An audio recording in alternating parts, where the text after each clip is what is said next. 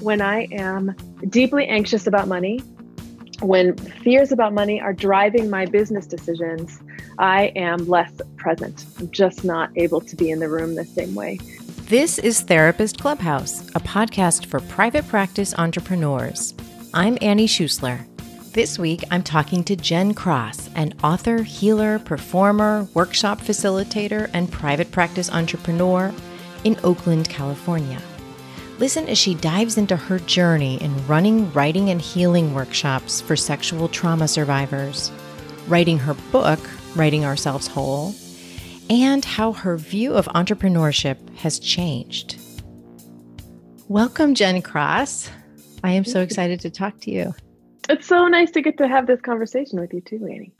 So you are, as I was saying, an author, a healer, a performer, an entrepreneur. And can you tell us a little bit, just right off the bat, about what you feel about being a business owner? I've been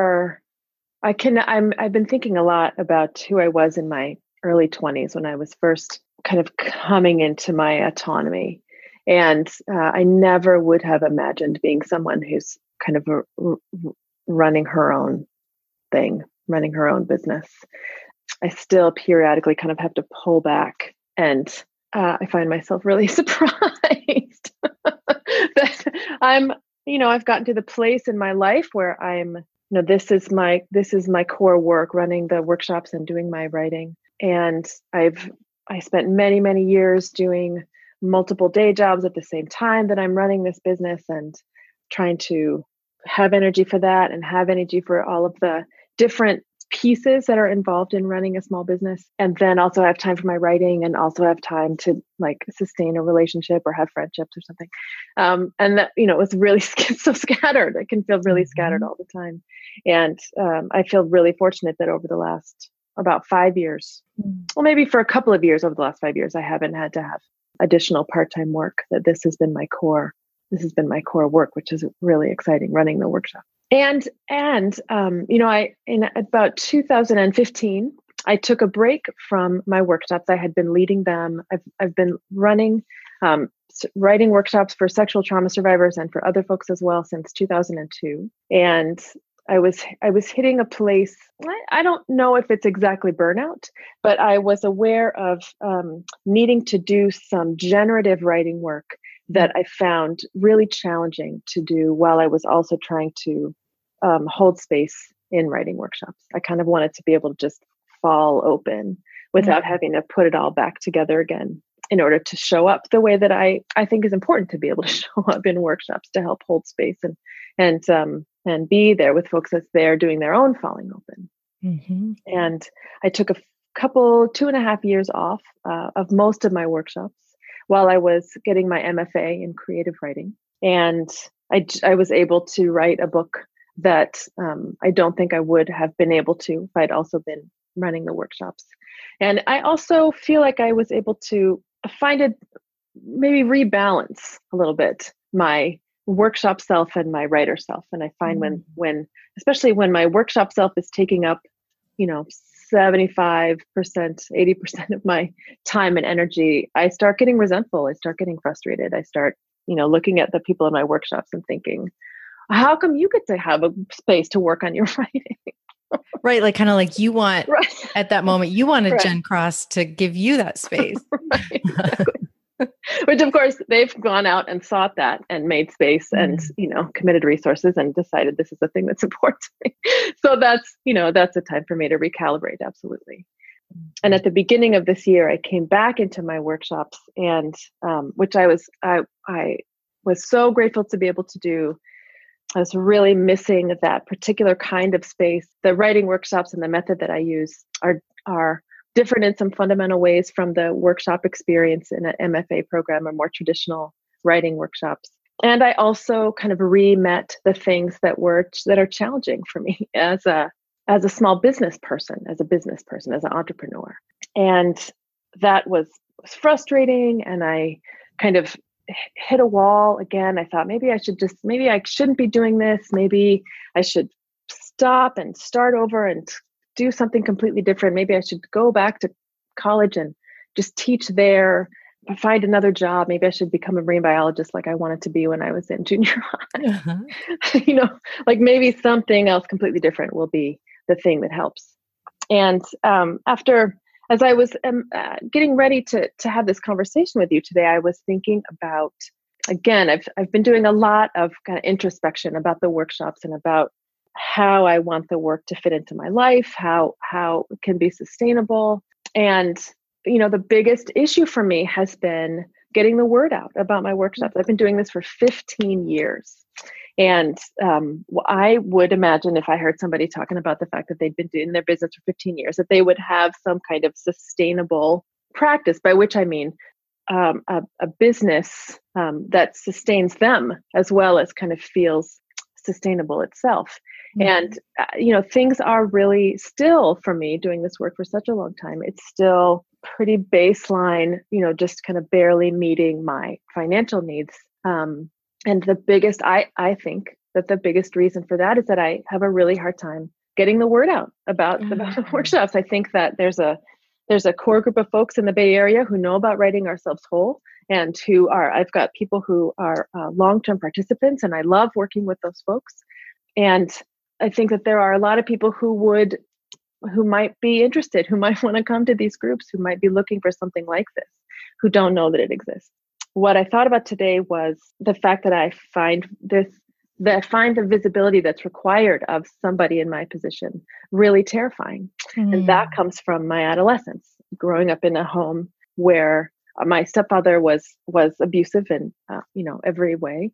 And so to be visible, to be doing anything that might call attention to myself, which I didn't have to be doing anything necessarily to call attention to myself. None of us did. But if I did anything, if I was excited about anything, or I was talking about anything that I was really interested in, that was always going to be shut down and used against me, thrown back against me in some really negative way.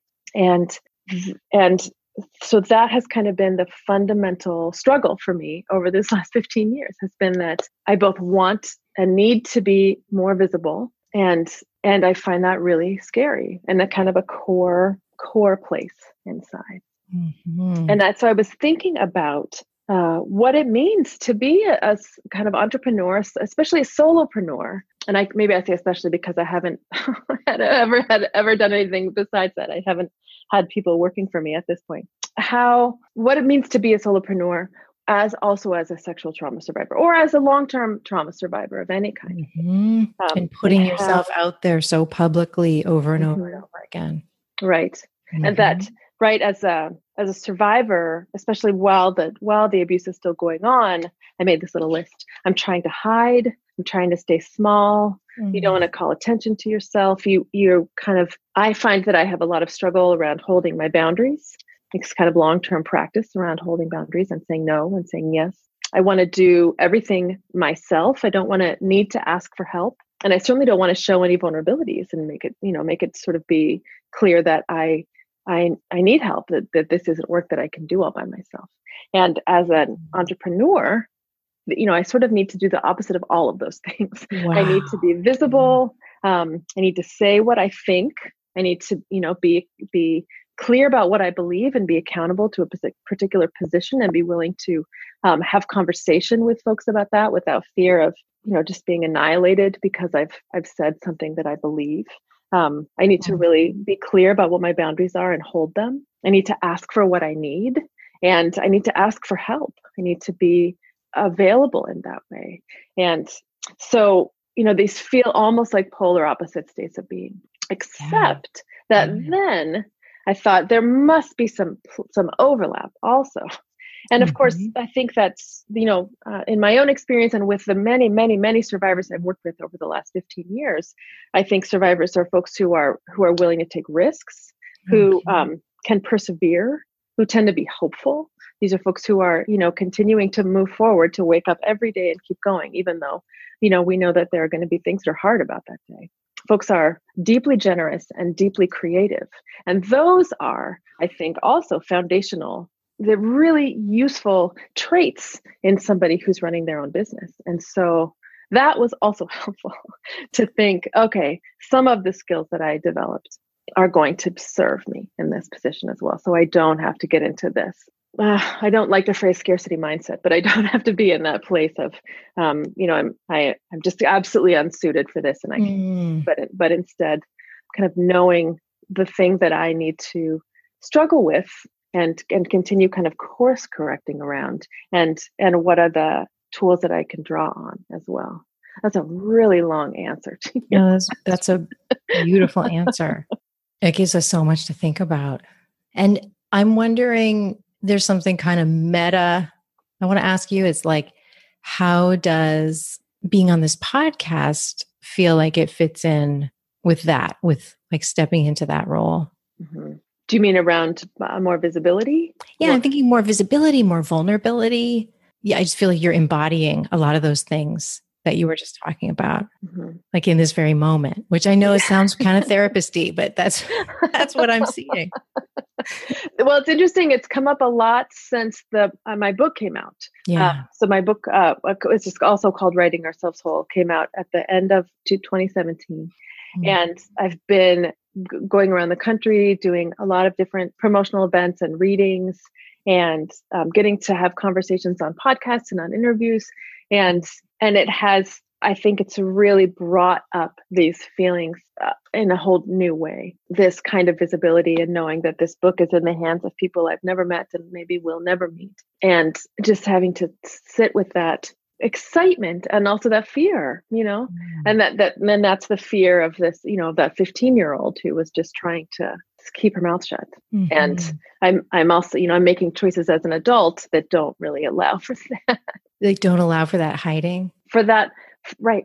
Well, or maybe that's not true. I'm making choices in which I'm not doing that. I'm standing up with this book. I'm talking to people about it, which means I'm talking about my work, which means I'm talking about what I believe about writing as transformative practice, and my own experience as a survivor over these last 20-something years since I kind of came into consciousness as a survivor, if that makes sense.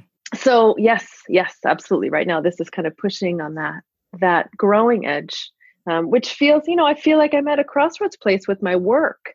And if I want to continue doing this, I'm going to have to push that edge. I'm choosing to push that edge in a different way. Yeah. What do you have, like a kind of a bigger vision or something that you tell yourself that helps you when you decide to step in that direction? Like, I'm thinking maybe that it's about this book needs to get in the hands of, these particular people, or something else. I don't. And I think it would be helpful if I did. For a long time, I found it really empowering to imagine the folks who have been in my workshops and talk about, when I was talking about the work, when I was thinking about promoting the work, when I was, spending the time to put up flyers or, send out listings about workshops that were coming up.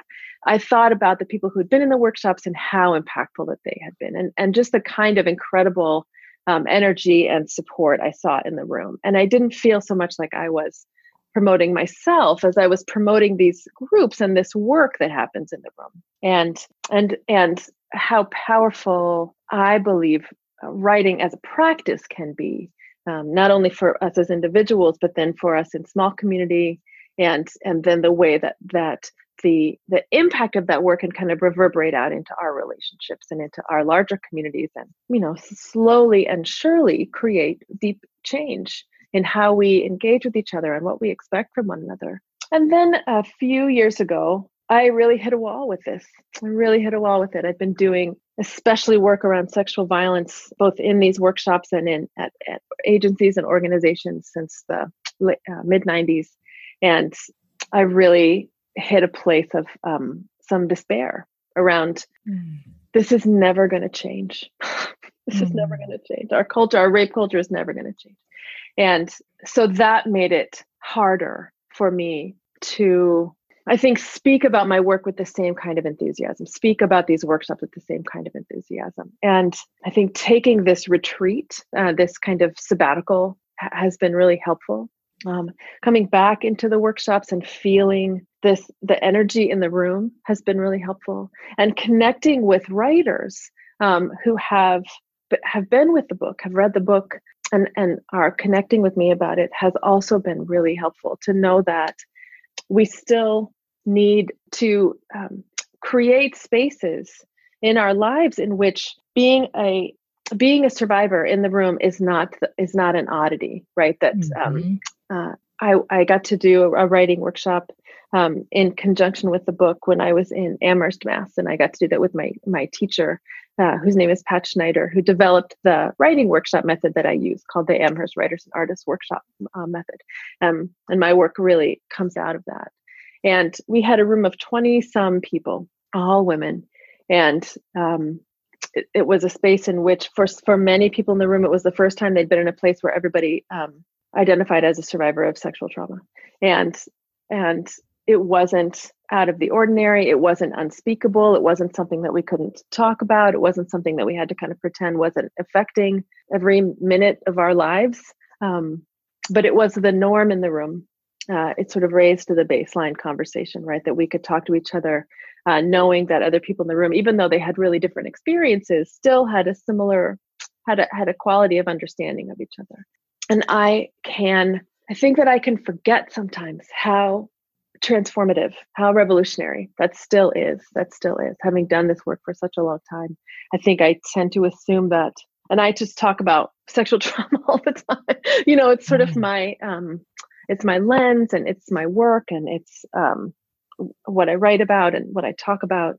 And I can forget that for many, many, many people, even in the Bay Area, where I sort of think about this, I think about the Bay Area as being a place where the kind of the work around incest and sexual violence, especially, kind of grew up into visibility.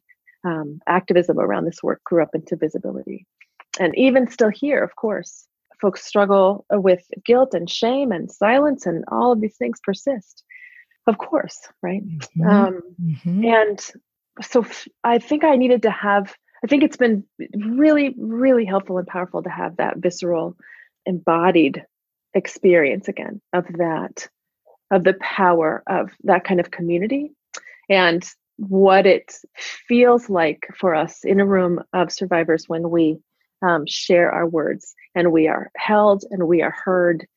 We have our words reflected back to us, and that piece that just got language then is no longer just alone is not isolated in us anymore, is more. So one piece of us is less isolated.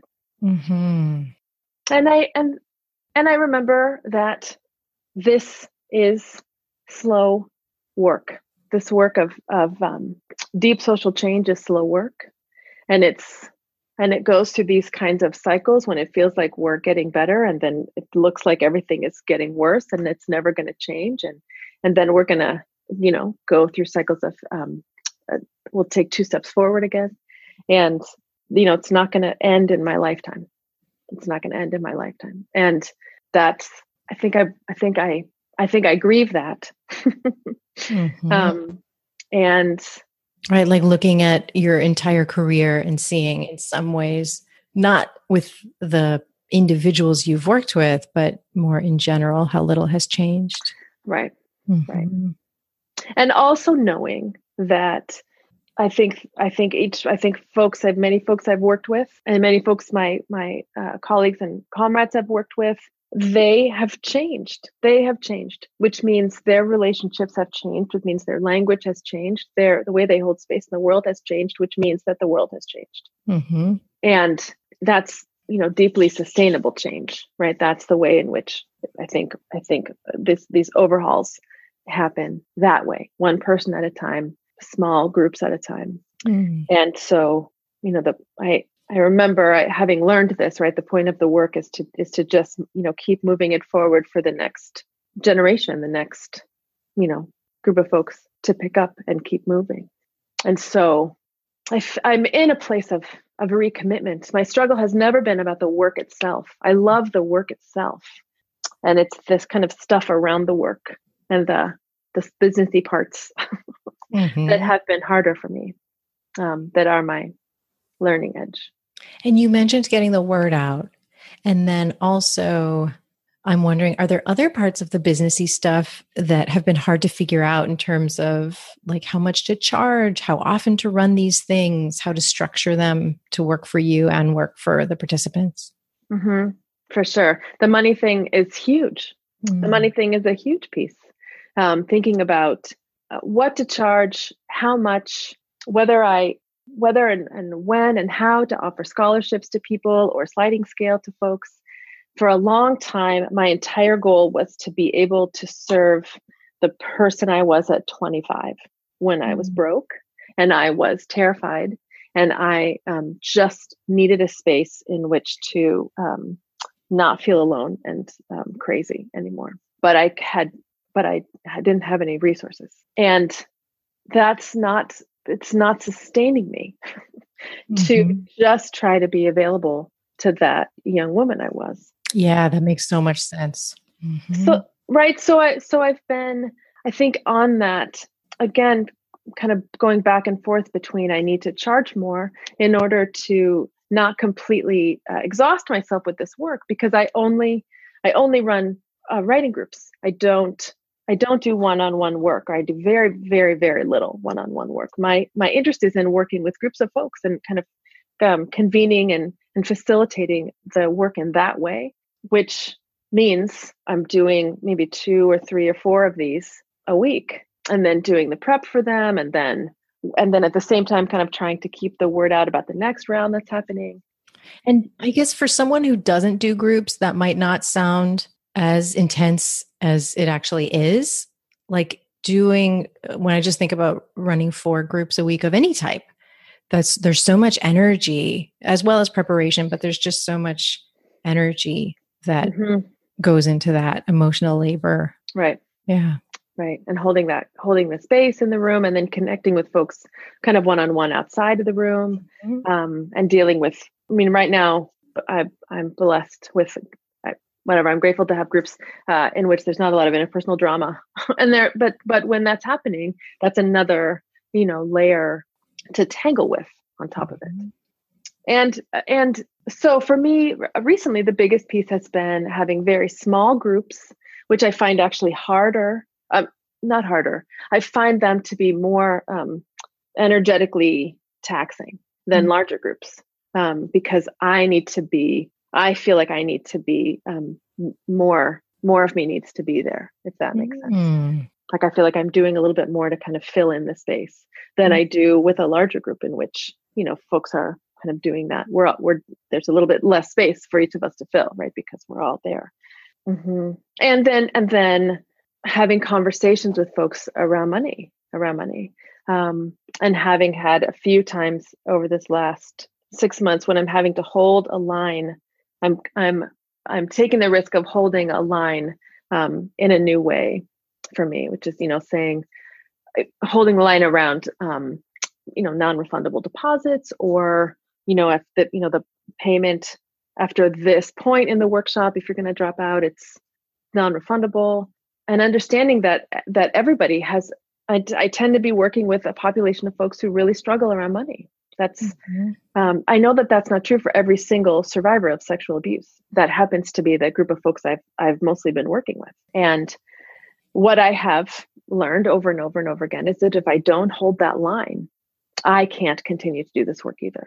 If we want the services to be available in our community, we need to be sustaining the folks who are providing those services. And this is sort of beyond myself. I think it's an ongoing conversation in the particular queer communities that I've been a part of, or the particular survivor communities that I've been a part of, that have can feel like a level of expectation around services that are free or very, very low cost forever.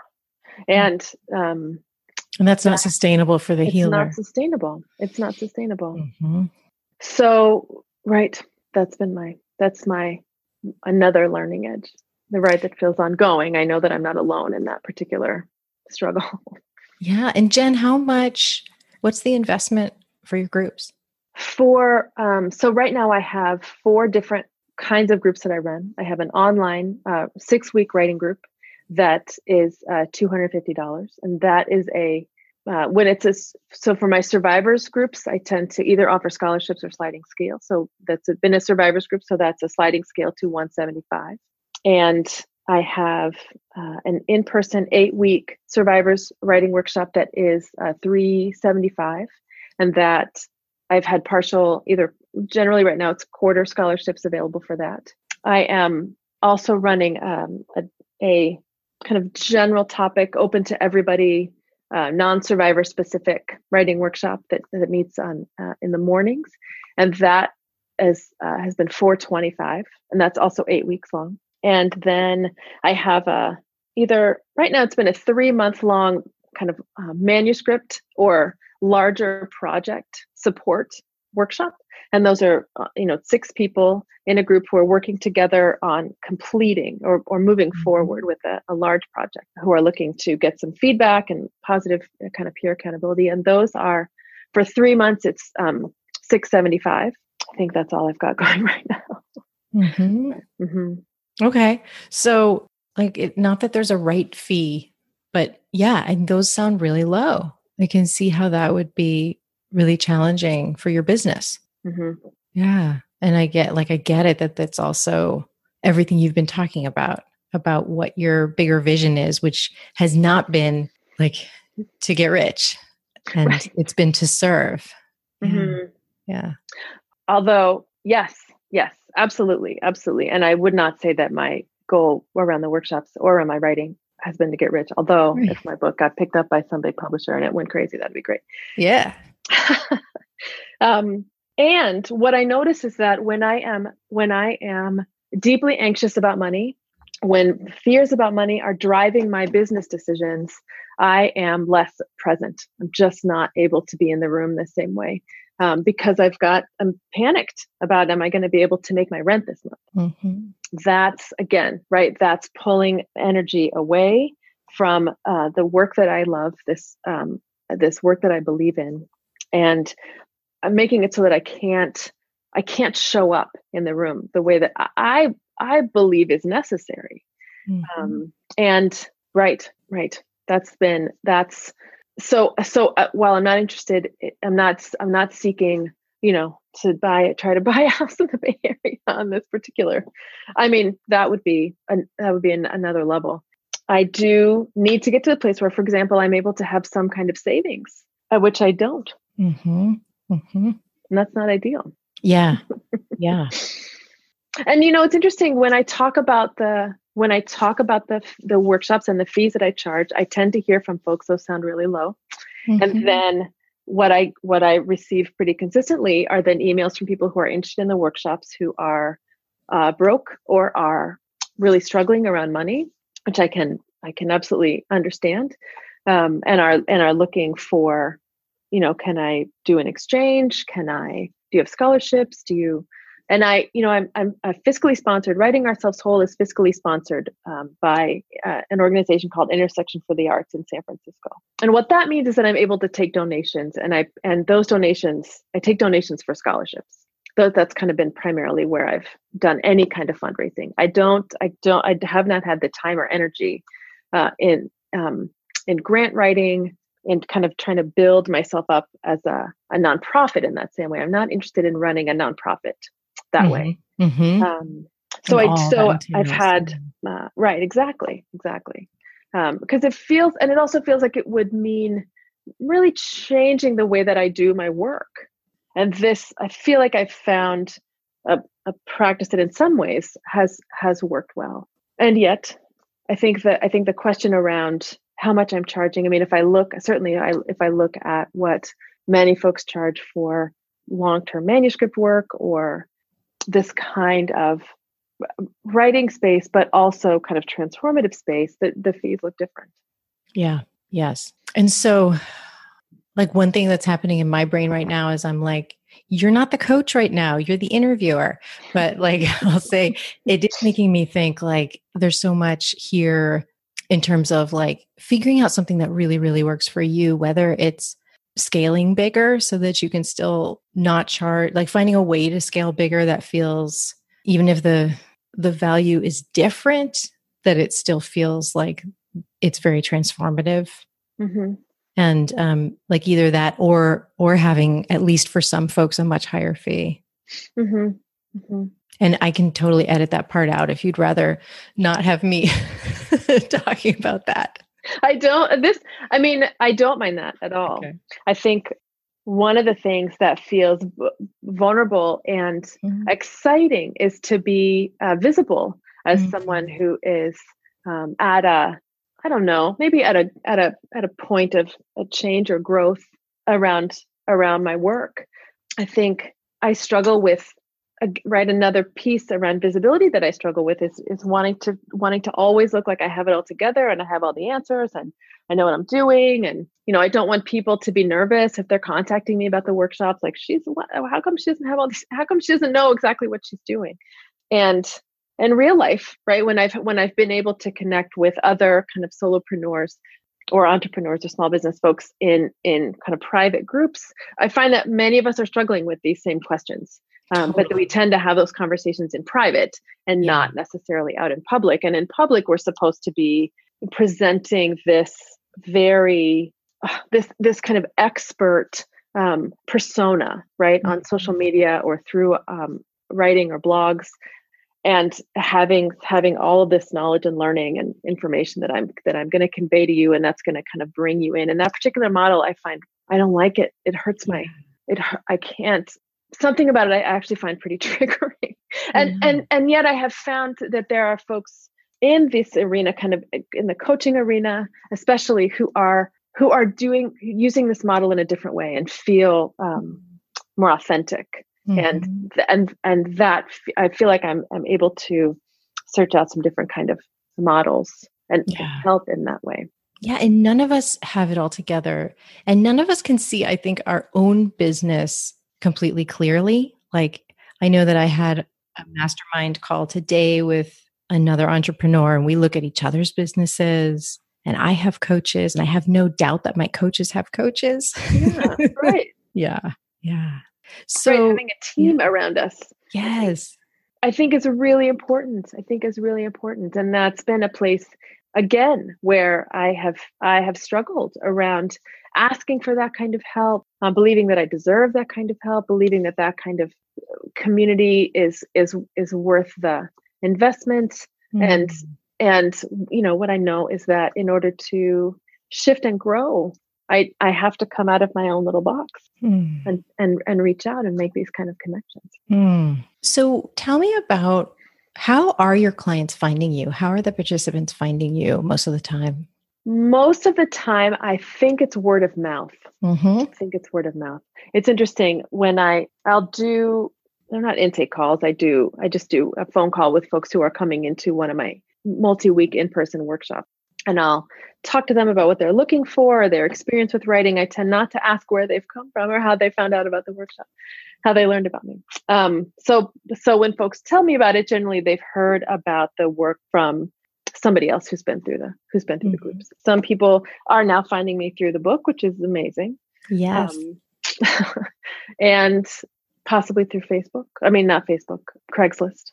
That's really been sort of the one other place that I advertise. I did Facebook advertising for a minute earlier this year, but I just feel I have feelings about giving them money. So, I will share information about what workshops are coming up, but in terms of advertising, I don't do that there right now. Yeah. I'm not surprised that word of mouth works really, really well for you too, partly because the way I heard about you was through someone who had been in one of your programs and was just like, she is the freaking bomb. And this was so transformative, and you have got to talk to her. And that was before even we realized that you would be a great podcast guest. That was just like, as a human being, you have to know this person. Oh, that's great. Yeah.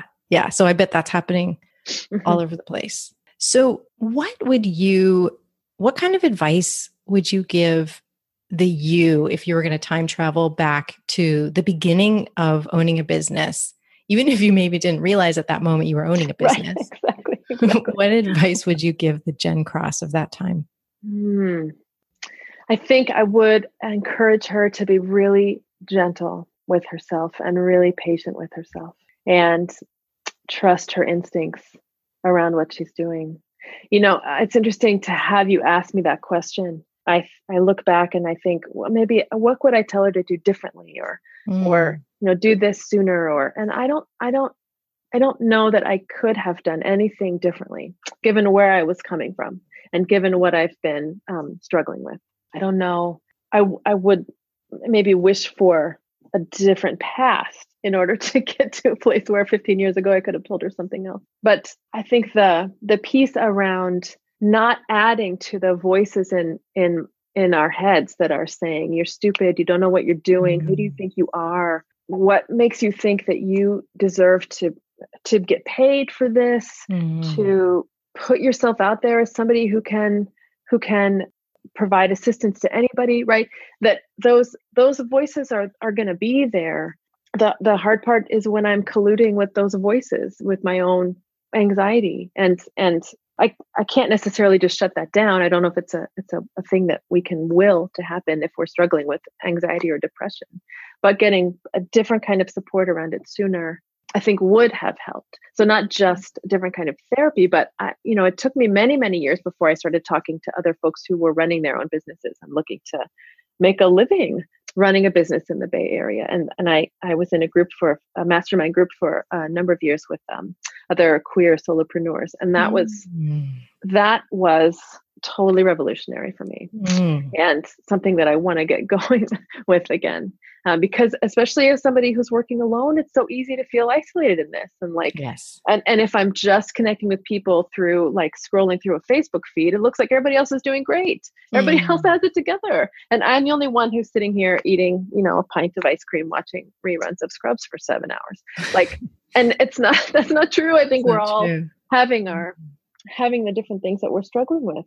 And it also helped me to learn that I could be useful to other people, that there was information that I had.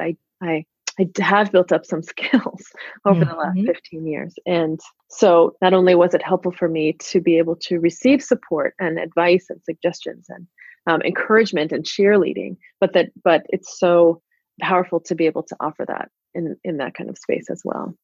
So I think I would encourage her to find that a little sooner. Mostly the folks who listen to this podcast are therapists, but where can therapists and other listeners learn more about you and throw compliments at you?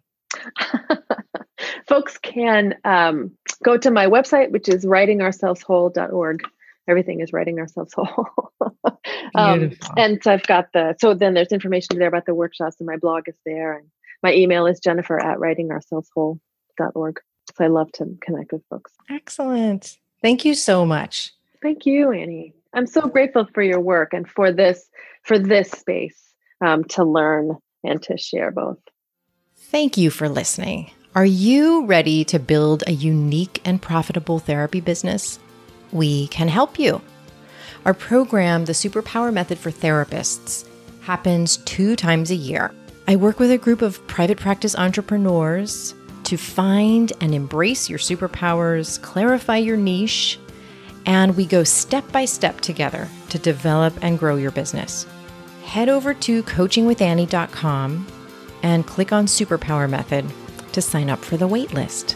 Registration is going to open really soon. Okay, I will see you next week. And then I was thinking, to introduce you, I usually say so-and-so is a private practice entrepreneur, but I was thinking of saying about you that you're an author, healer, and entrepreneur.